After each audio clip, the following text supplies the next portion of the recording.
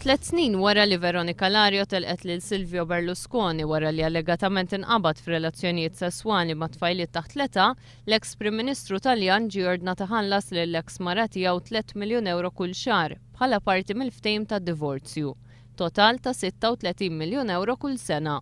L-allegat skandli sesswali ta' Silvio Berlusconi wasluh biex isir wieħed mill-persuni li l-aktar spiċċaw iħallsu wara d-divorzju.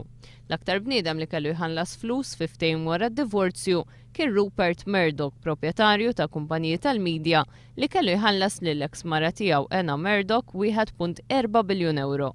Fost l-ħlasijiet oħra kien hemm tan-negozjant Ingliż involut fil-Formula 1 Bernie Ecclestone li ħallas 916 miljun euro.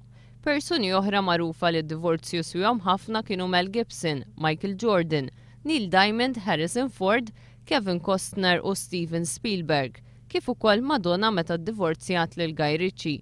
Ma' din il-lista issa jiżdied Silvio Berlusconi li sakemm irriżenja f'Novembru tal-2011 kien l-iktar Prim Ministru Taljan li dan fil-kariga.